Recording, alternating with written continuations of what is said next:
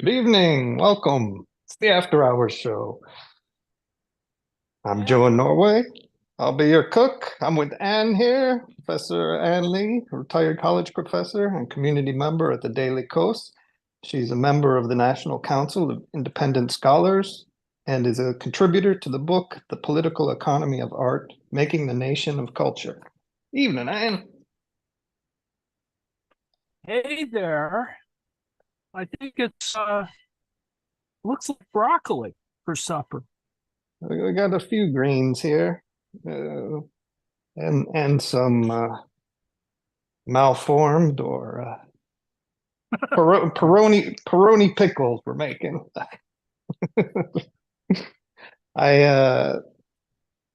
There's so many things that happen in the world, but I think I'll pass on trying to discuss any of them. I was reflecting back on the first time I cooked for everybody years ago, and I made broccoli. It was just a simple how to saute broccoli with my special, I don't know if it's my special technique, but it works like clockwork, predictable every time. I remember the host of the former show, David Feldman, he was blown away by how simple it was, like ridiculously simple, but seemingly complex, maybe. Nice. And I've been cooking ever since. So I thought I might do a similar broccoli saute, which is just a quick water oil saute in a covered pan for 4 minutes with salt, pepper, and garlic. I have some quinoa here, whole grain. James C is gonna love this one. I'll go light on the oil, but we've got whole grain goodness. We've got pure broccoli, and I've got this lovely little cucumber here. I thought I'd make a quick pickle with that. And just quick, simple dish. You could speak a little bit about perhaps how quinoa is prepared. Not enough people, I think, take advantage Oh, of yeah. So I'll interrupt you when I'm doing the prepping the broccoli because it doesn't take that long. So thanks for reminding me about the quinoa. So it has a kind of film over it. You want to rinse it really well with water. If you don't, it'll have a bit of a soapy taste. So the correct ratio should be 1 measure. We have 1 measure of quinoa to 1.5 measures of water. So whatever size cup you use to measure your grain. So just 1.5 times that for liquid. And you can put some oil in there, you can put some salt, seasoning, what have you. Bring it to a boil. Once it comes to a boil, put it onto number 3 on an induction top, medium low, I guess, or is that medium low for 15 minutes. And then it's finished. You can let it sit and steam. Mm. And if you want to use it in salads, immediately after it cooks, throw it out onto a sheet pan to cool really quick. And then Hmm. once it's cool, then you can scrape it into a container and then use that for cold salad. But yeah, really handy dandy grain. Cooks super fast, like 15 minutes. Similar to couscous, but it's whole grain. And outside of the crippling cough, it's it's wonderful. Lost an arm and a leg, that grain. Goodness. So things have been happening in the world, I take it. Oh, it's been busy. Um, the big deal has been sort of Trump insulting Milwaukee, Wisconsin, that it was a horrible city. So therefore, the Democrats have made a lot of hay over Trump talking about the city where the Republican National Convention is going to be. Um, so that's been amusing. Wisconsin Democrats are making, all kinds of T-shirts and things, and hopefully that will be interesting as well. Um, it's unclear what other things are happening. Biden is at the G7, and then Getting lost, sort of. I heard when yeah, I was kind of, roaming around. yeah, and Zelensky was there, of course, and G7 put a little leverage on, and I think there's going to be a $50 billion payday somewhere in terms of from and it's unclear whether it's truly the interest on frozen Russian assets. So 50 billion bucks at the end of the year, probably uh, for Ukraine. So that's kind of interesting. And, needless to say, the Russians are probably not very happy about that. So that's what's happening there. Um, the usual is just happening in the U.S. It's just the same delays, the kind of bizarre fawning over Trump as he visits the scene of the crime. That is, he had a meeting yesterday with the GOP in both the House and the Senate at the Capitol itself, and so Trump was his usual sort of entertaining self. He's actually quite charming in that particular context. And, I think he knows how to yuck it up with relatively conservative people. And so that it had all those usual elements in it as though, well, it's happening in a kind of bubble. So that was sort of strange to watch that happen. And then, of course, the little things that leak out about 80 Milwaukee. So that probably eclipsed all the other silliness. He said a lot of other stupid things, I think, in his little meeting. I think he has a thing for Taylor Swift. So whatever. It just quite weird. Whereas Hunter Biden gets convicted. Joe Biden has to answer field the questions while he's in Europe. At the beginning of the week, it was, D-Day commemorations, etc., which were, important because it's the 80th, anniversary, etc. So the generation, the so-called greatest generation, not too many folks left. And so that was sort of interesting. Clearly, the contrast with Trump, and then there's the sort of rightward shift in various European elections. Snap elections being called not only in the UK but in France, and it's interesting. I mean, it could all go south or go crazy, but apparently there has been a rise in right-wing parties not winning the elections, but forcing kind of reorganization of coalition governments. So there was that.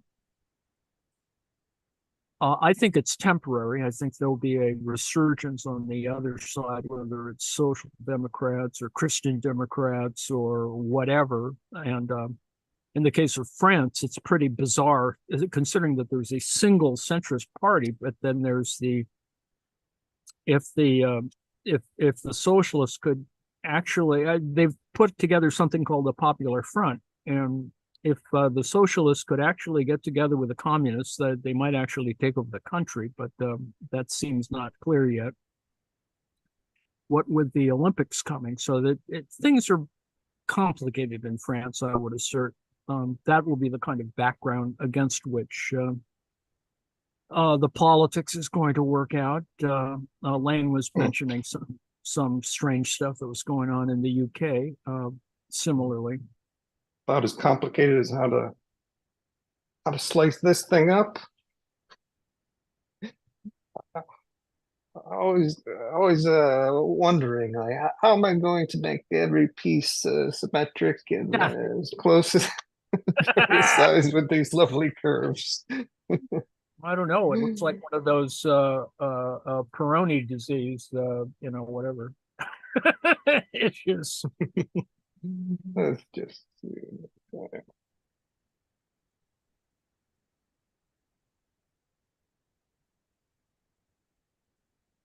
Oh, so you're going to do it in chunks, or?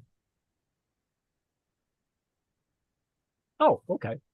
there we go. Radial.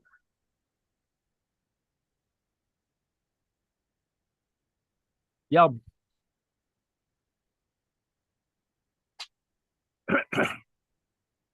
So Europe is in the usual shape that Europe is in.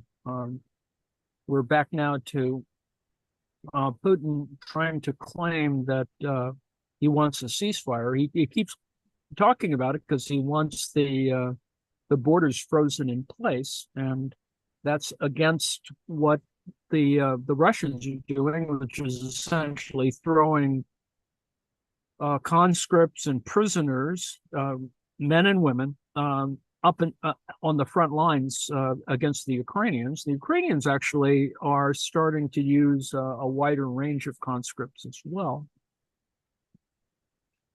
Equipment is beginning to show up. The Czech artillery rounds finally arrived. There was this wacky thing where the Argentines decided that they would try and get a little money back from the French, because there was a sanction on their getting a certain type of not so much obsolete but dated naval fighter, jet fighter. Only interesting because it has the same mounts to launch a really quite state-of-the-art air-to-surface ramjet rockets. They're like cruise missiles, and they have the option to be dialed up. The nuclear versions can be dialed up to 300 kilotons. So it's just interesting as part of the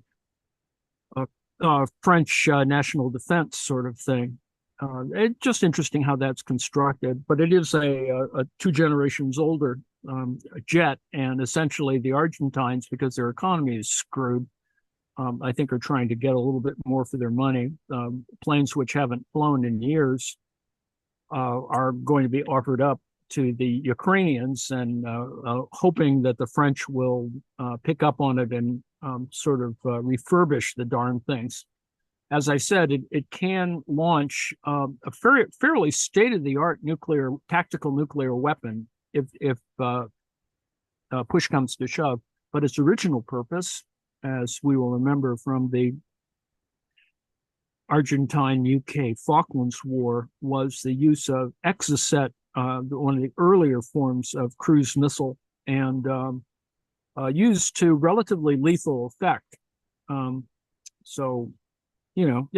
it has to do with prestige as well. The Argentines truly believed that they had a reasonable kind of navy, and they could seize the Falklands back. And apparently what happened was that their little aircraft carrier, which is a former, I think, British aircraft carrier, Once they saw that they were really vulnerable and the Americans were out there with AWAC planes and stuff, and after they lost an entire cruiser, it's a former U.S. cruiser, the Belgrano or whatever, got sunk by a British sub, actually. They hightailed their little carrier back to port and essentially tried to do these long distance kind of attacks, which there wasn't any air superiority, even though that this was one of the first war applications of the Harrier jump jet. So quite fascinating, a fascinating little war because it was sort of low scale, important clearly, and in terms of protecting the Falklands, but the claims have never been fully arbitrated. So the Argentines really want the Malvinas back. I think that any chance they have to grab it will probably occur at some moment. They have issues though. Their economy is really, as usual, actually in bad shape. So there's going to be those kinds of problems. But anyway, there's these 5 Super Entendard jets that are good jets, but they've been superseded by the Rafael or Rafale, whatever, jets that are much more state of the art. And this, they're designed kind of weirdly. In other words, you have this single huge Exocet missile on one side, and it's balanced by a large fuel tank on the other wing. So it's really only fires one big missile. So it's a little weird from that point of view. Sorry to wax philosophic on jet planes, on old jet planes. This is really what Lane should be talking about rather than me. But I just happened to see it, and it was coincident with some talk about an unserviceable group of 5 jets that they'd gotten from France, but they'd never flown them. And so there's fairly old refurbished jets that are, with all due respect, tactical nuclear warhead capable, but whether that will actually work in Ukraine is a whole different question. I mean, they could be used as some sort of launch vehicle if the French are going to give up some missiles, but that's unclear. And if the French, for some reason, have a warehouse full of Exocet missiles, which are pretty good,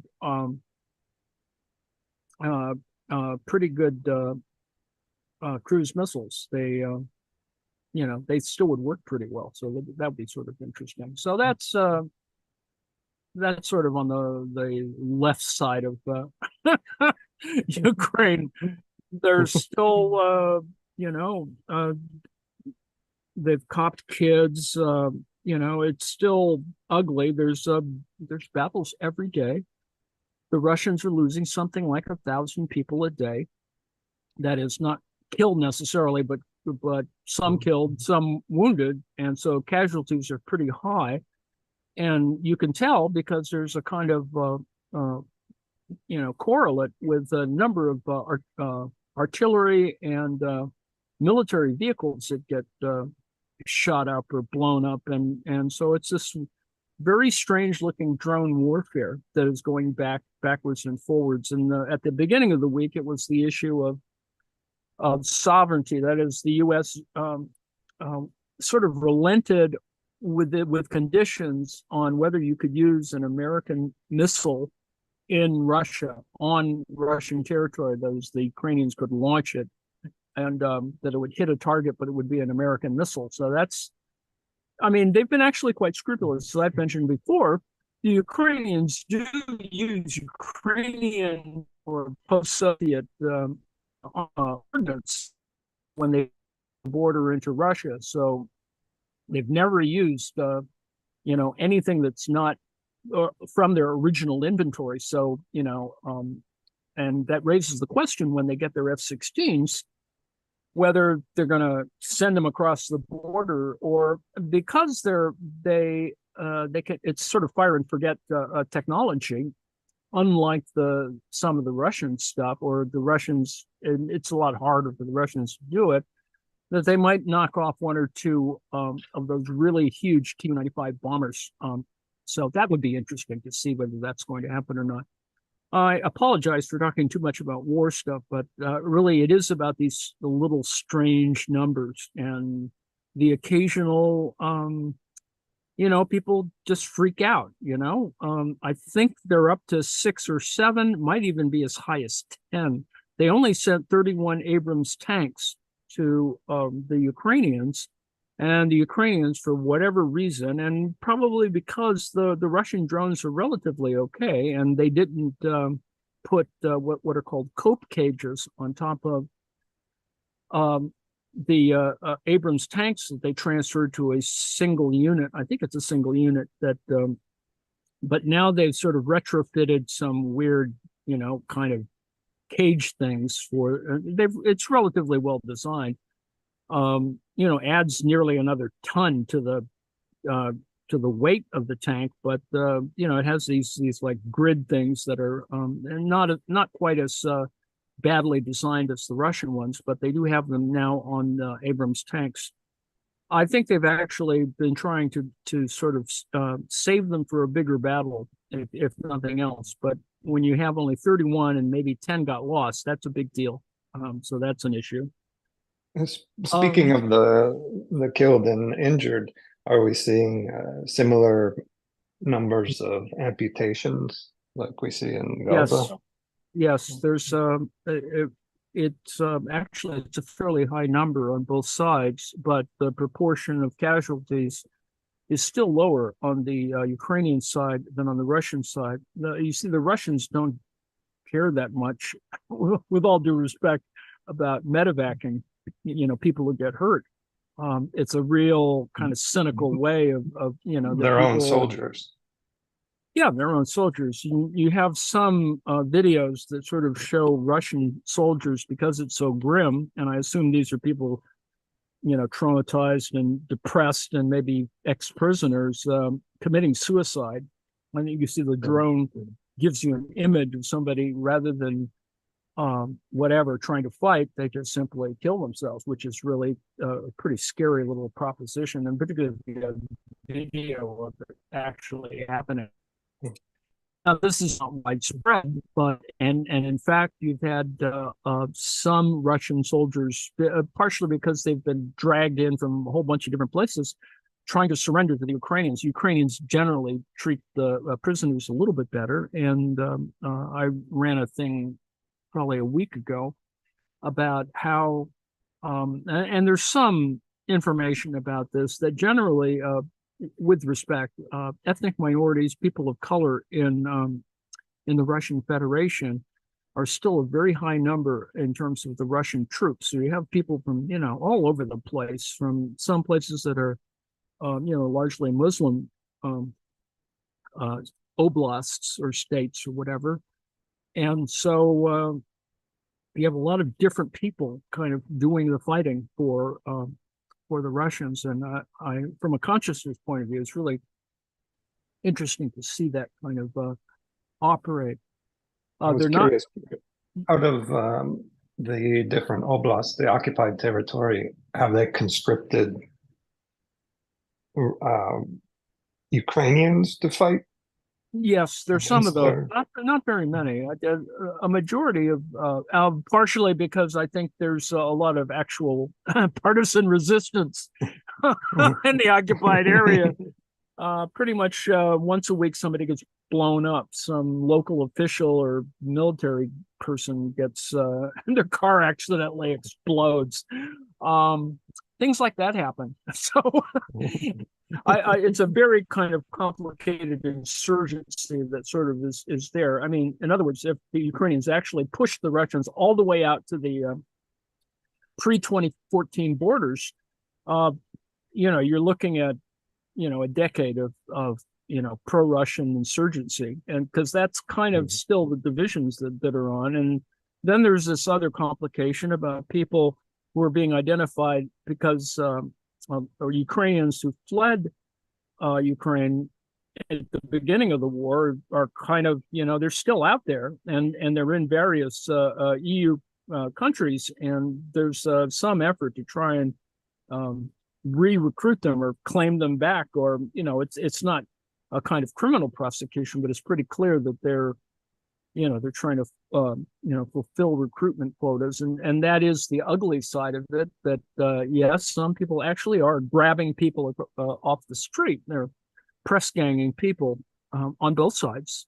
The Russians are obviously much more draconian about it, but they are losing people at probably a 2 or 3 to 1 ratio, just in terms of the relative. I mean that if you've got 500,000 casualties on the Russian side, you're looking at maybe 100 to 200,000 Ukrainians that are casualties. So it's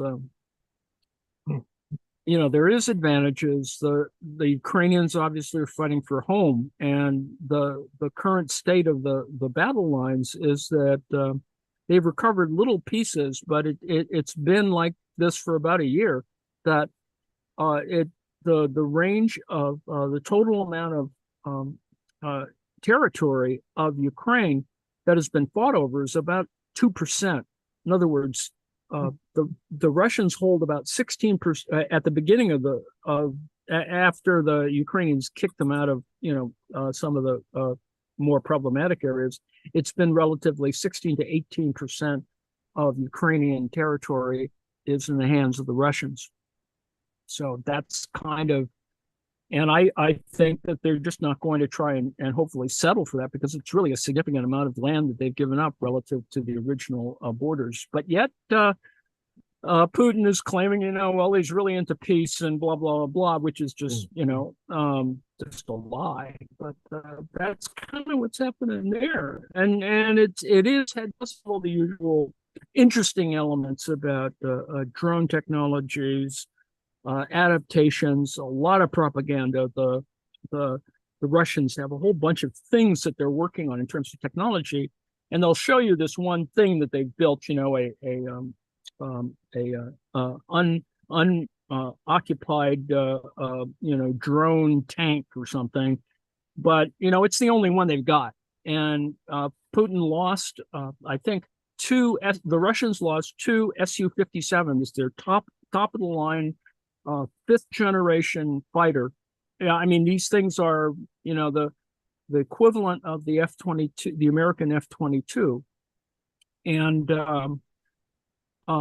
fortunately they were just parked on the tarmac, and they didn't protect them at all, and the Ukrainians sent. I was going to ask, they were lost as in shot down, or no, they were lost? sitting on the tarmac. They were just parked, and the Ukrainians knew where they accounting were. error.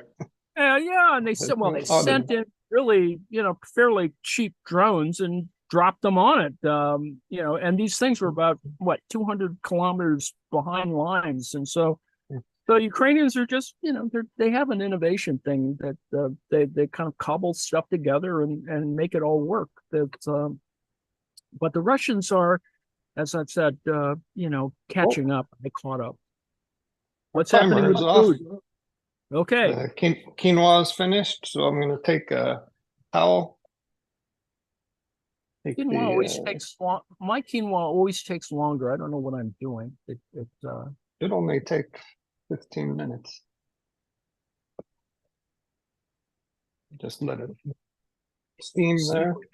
Yeah. Can we get a vegetable interlude? There we go. A little instructional. So I made a quick pickle, real quick, with the Peroni cucumber, garlic, salt, pepper, dill. Did I say garlic? Garlic. Yeah. White vinegar, and then I had some homemade, what's it called? Mirin, the kind of Japanese. It's sugar, vinegar, rice vinegar, and kombu, and a little bit of alcohol. And white pepper. So that's our quick pickle. And now for the main, what do you call it? The main, I guess. So we're gonna do broccoli, water saute in the pressure cooker, but not under pressure. And I like to just start and rip off the arms, the big ones. That's about enough. I'm gonna save the top for tomorrow.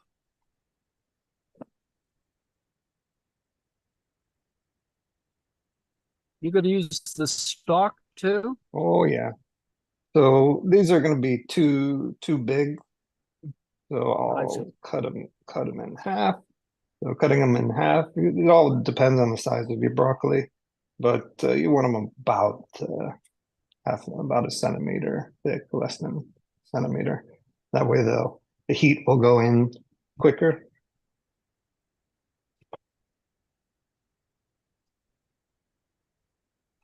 You can leave the leaves. Uh, so never throw out your stems. You bring out your dead, but don't throw away your stems. Ah, Or stalks, not stems. So what I like to do is just get it stable like that. Go in about so much, and then you want to basically cut it so that you don't see any of the threads on the outside of the stalk. And then you kind of just rotate it around, rotate. Uh,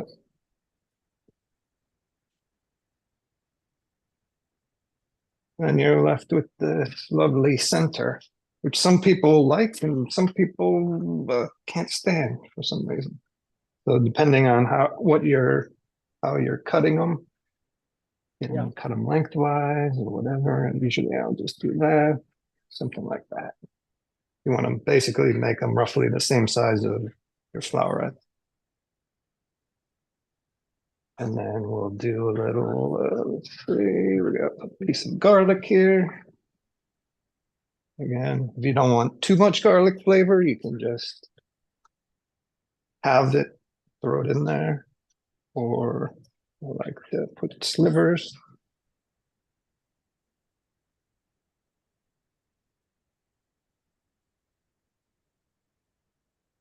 And then I'll get to cooking it. So Yep. that won't take very long. You got some more on the war, or you I might as well start had a ranting. little rant? Well, this Oh, last couple of minutes. Oh, carry on. and I'll, I'm Lemon. gonna saute it for 4 minutes. Uh, just just before the 4 minutes, I'll open it up, squeeze a lemon. Uh, if you're using butter, you could throw a little fresh little bit of butter to make it nice and creamy. Otherwise, you're all good. Oh, Right. maybe we need some pepper. Yep. Okay. So while you're doing that, I can rant a little bit about the Supreme Court of the United States decided that they would what happened in 2017 was a huge massacre in Las Vegas, and lots of people got killed. 50 or 60 people got killed. 400 some odd people were wounded one way or the other, whether it was bullets or getting trampled or whatever. This was, some people may remember this from the Mandalay Bay Hotel.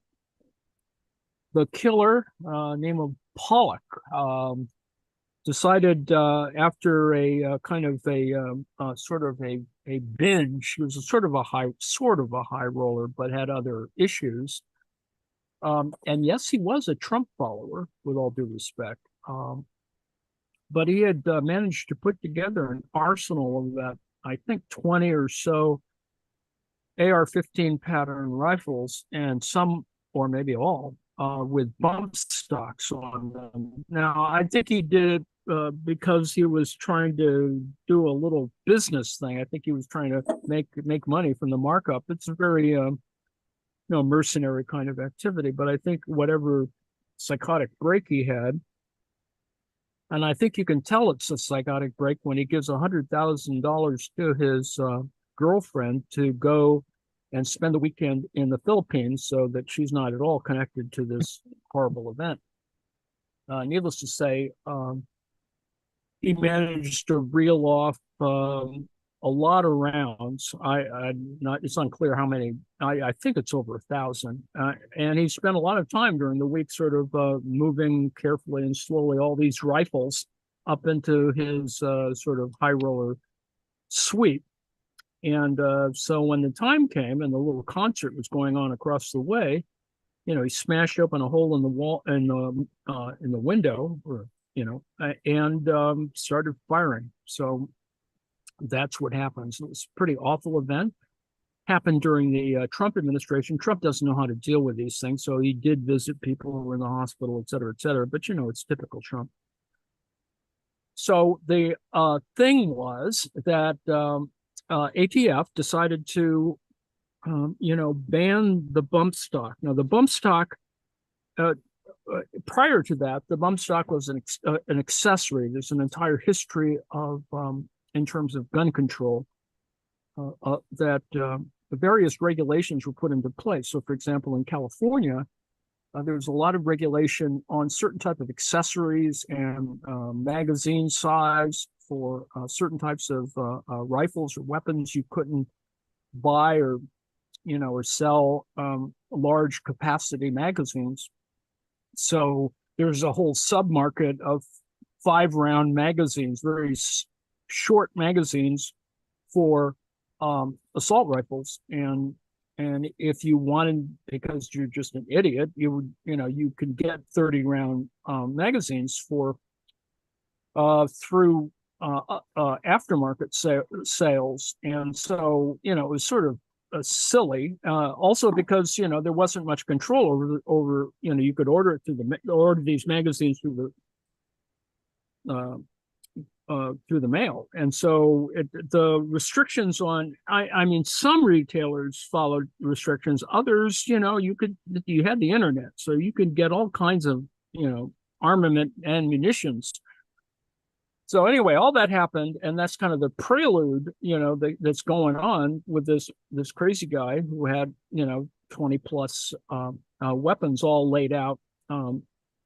He did commit suicide before the FBI got to him, or the police got to him. So after that motivated the Bureau of Alcohol, Tobacco, and Firearms and Explosives to put in a kind of sort of a ban on the bump stock.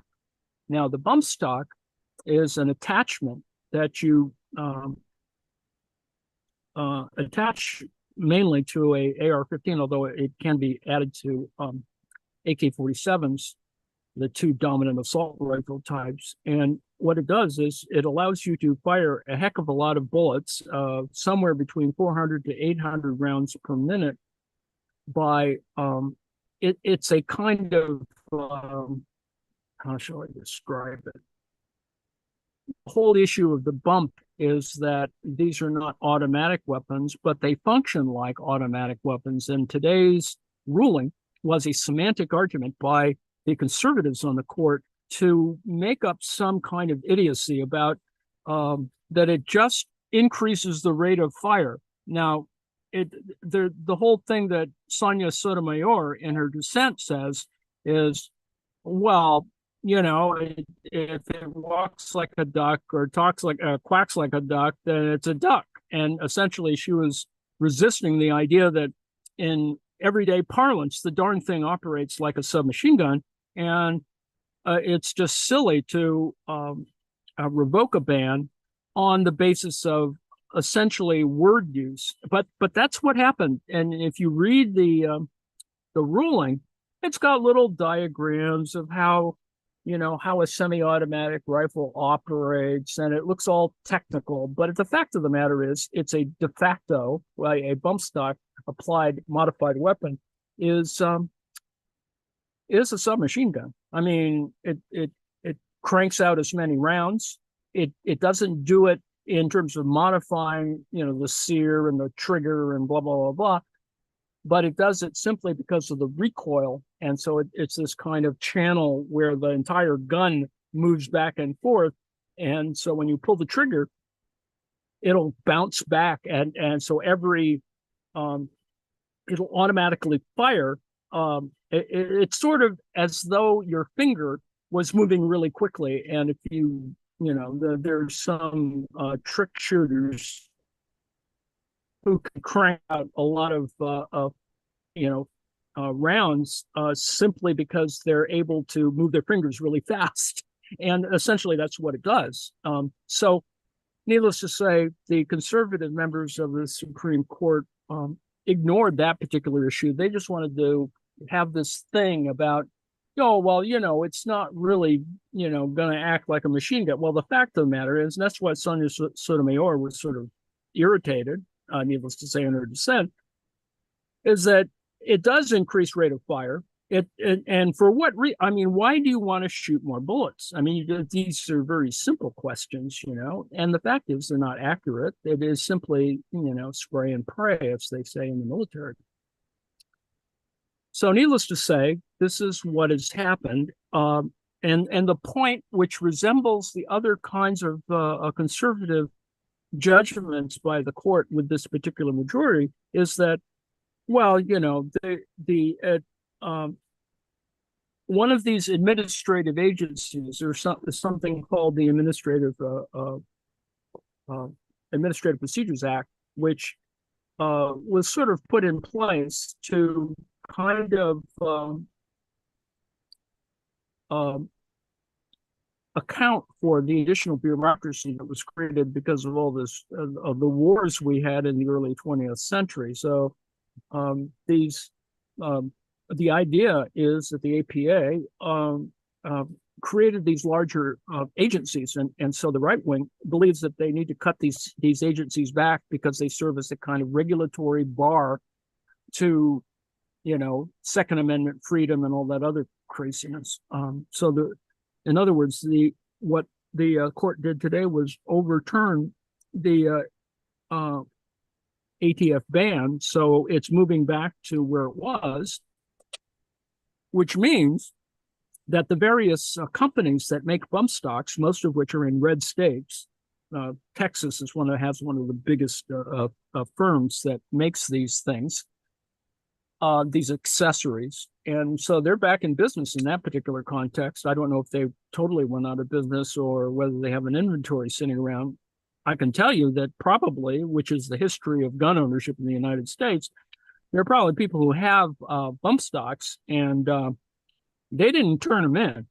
They probably buried them in the backyard or something. And so, there's just going to be this, because with the bump stock, there's no regulation. The original idea of machine guns is covered by the National Firearms Act of 1934, which was originally put in place to stop all the sort of Bonnie and Clyde modification of weapons. And, you could buy for cheap former World War I Tommy guns, for example. So needless to say, during a depression, people who, believe in the five-finger discount or whatever, could have pretty cheap, you could outgun the cops pretty much. And so that's why this kind of regulatory framework sits there, and it's set there, until today.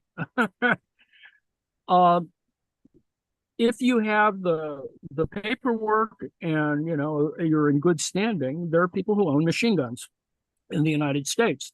And there's, obviously, if you do it, people are going to keep an eye on you. So it's Title III or whatever it is. So that there are people in the country who, because they have a Title III license and have paid the dues, it's not unlike the marijuana thing. If you had a marijuana stamp, you could have dope, whatever. So this is a similar regulatory argument, and therefore. There are people out there who, have machine guns, and you do have, little events where people who have these legal automatic weapons, they have they do charity events, where you and your kid can, fire a genuine machine gun. Of course, there have been tragic accidents. One about 10 years ago, where some guy who's rich enough to do this killed his own son with an Uzi. He just gave the kid, well, here it is, hold on to it. And, so the thing went, he managed to kill himself doing this at a kind of sanctioned event and whatever. So there are stories like this. Point being is that the changing the ban on this makes no, the net effect will be for us to go to the period before bump stocks, which was before 2017. And in this election, you pretty much know who's on which side in terms of gun control. So, there's not, you sort of know how that's going to happen, other than the stupid things that certain politicians might say. And as I said, and I wrote that technically, and because they're accessories and not complete guns, you can sort of order them through the mail. And so you have the money, or as in some of our more tragic gun events, Uvalde is a good example, because the kid just maxed out credit cards to get all his gun, get his two AR-15s. And then he just went out, sort of like a couple of days later, he just went out to go shoot up a school. And so these accessories, because they're not guns themselves, any Yahoo can grab one of these things with a little bit of energy. You can put them on your AR-15 or AK-47 pattern rifle and pretty much go to town. And, the point is that, not unlike the contraception issues and a variety of other things, Citizens United, there needs to be regulatory action for, the essential abuse of what is, it's a profit center for some people, right? So there's accessories that, well, everybody wants one for whatever reason, because they get a thrill out of, chaotic shooting of weapons. It's just insane. And of course, if you own a gun store, and the person who initiated, I think, the lawsuit, the case, was a gun store owner. There are several gun store owners who are members of Congress, needless to say. And the issue, of course, is that if you have a bump stock, you're obviously going to go through a lot more ammunition. So it's a profit thing. And so ultimately, it's still about money. It's still about consumption. It's about leisure time and irresponsibility, and not any, certainly not about the true shooting sports, for example. But so it's in the court of Congress to introduce legislation to ban them. But because there's a Republican majority, a slim one, I don't think we're going to get anything changed. And then you can recall Thomas Massey and his Christmas cards with him holding an M60 machine gun, et cetera, and all his kids holding assault rifles, et cetera. That's a nice tower of quinoa. Yeah, managed to suspend it. Need of starch. 4-minute broccoli, 15-minute quinoa, and 5-minute pickles. Nice. Quick pickles. It was garlic, olive oil, and salt and pepper. And then I just put a little balsamic reduction underneath it. And tower of quinoa. Nice. I was looking at the instructions on my bag of quinoa, and it was very unclear to me, and how much water I was supposed to use, and really I had trouble with a couple of batches until I figured out what to do. Yeah, I think most people make it too mushy. Yes. So it's 1 to 1.5 water. Because you really want it sort of, with a little bit of mouthfeel and graininess, sort of slight graininess. Yeah. That it's not exactly like rice, but has a different feel. And so some grains will open up sooner than others, so you get a mixture there. Yes, well, al dente. Yes. Oh, now I'm hungry. We're almost to the end. Let us preview what's going on tonight. I don't know if John's here. Do you want to talk about Twilight Zone? Sure, Anne. Tonight on the Twilight Zone, we have a hero of the British Empire, Sir Cedric Hardwicke, guest starring with Constance Ford, and they are relatives who do not get along. And there is a contest. There's a contest of wits and insults that are flying fast in this episode, and some people find it very amusing. So it's a hip hop battle, right? It's Yeah, kind of. Yeah. It's Yo Mama, Yes, it is. Yes. It's a Yo Mama battle. Yeah, except that Rod Serling is writing the insults, so it little more flowery than usual, I think. Yeah, okay. Sounds good. That's in a little over 30 minutes.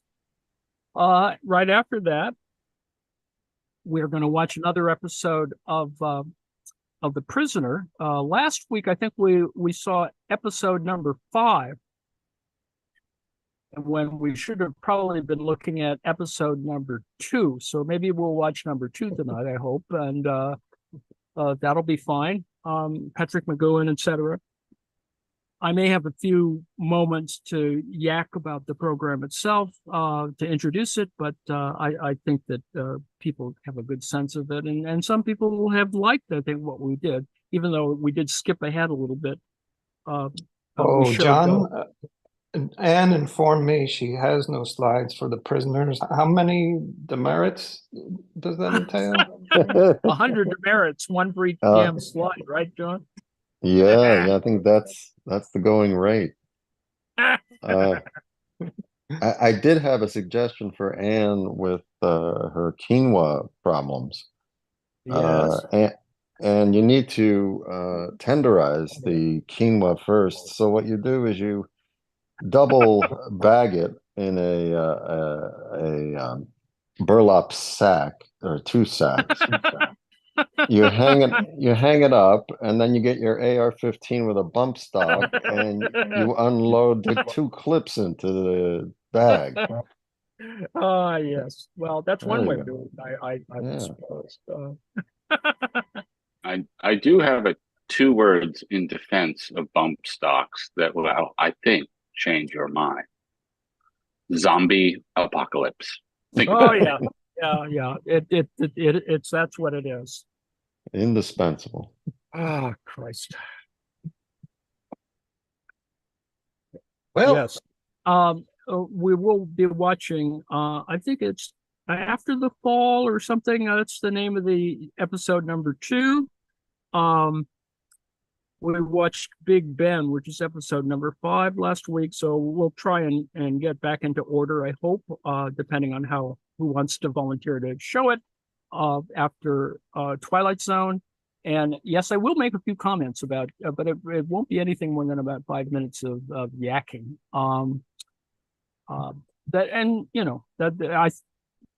That's just whatever. It will be in deep contrast to the little things I do about Marx.